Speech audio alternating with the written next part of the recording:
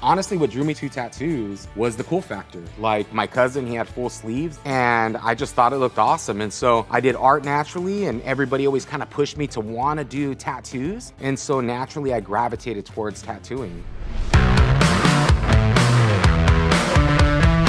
I actually always wanted to tattoo. The first time I dreamt of being a tattooer, I was probably in 4th grade or 5th grade. At that time, it just didn't seem realistic. So I followed my second passion, which was sewing. I went into fashion. And after probably about 6 years in the fashion industry, I realized that I was an artist and art was my passion, but sitting in a cubicle for 60 hours a week and then having somebody else put their name on my art was not the life for me. I left New York and I started an apprenticeship back in my hometown in Pennsylvania.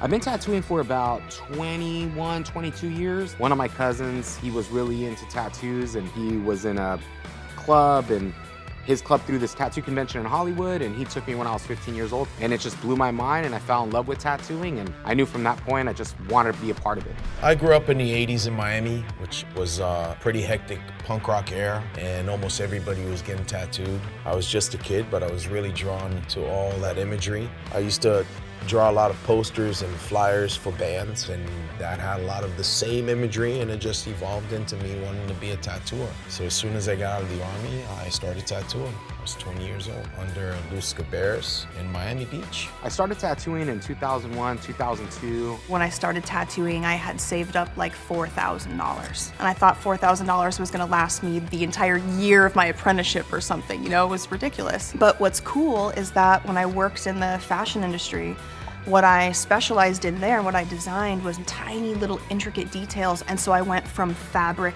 to skin. And so I've spent the last 10 years really focusing on the craftsmanship of that specific type of tattoos, and it's just snowballed from there. I'm known for doing Japanese work. The common misconception that people have about tattoo artists, a long time ago, we were all convicts, criminals, and everything else. These days, it's more a bunch of nerds. That's how it is. At one point, it had nothing to do with the art.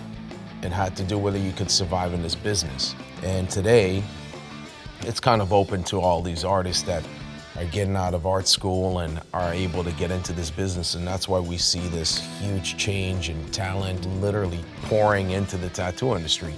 And I think it's great. I think the elevation is just skyrocketing. It's pretty amazing to see. I'm known for color realism. So my tattoo style is kind of a combination of portraiture and kind of surrealistic. I just like to make things that make you forget for 1 second it's a tattoo. You know, I love tattoos, I love all styles, but I just want people to look at my tattoos and just kind of get lost in it. I've always loved decorating and adorning the body in some way. I've always seen the human body as this beautiful canvas that I wanted to decorate. I've always really been into human anatomy and life drawing and jewelry, not for the, you know, like diamonds type of thing, but how they lay on the body. Tattoos are such a beautiful way to express yourself and really celebrate our own bodies as our own temple and our own canvas. And I think from the very, very beginning, I knew that celebrating human anatomy in some way or another was my calling.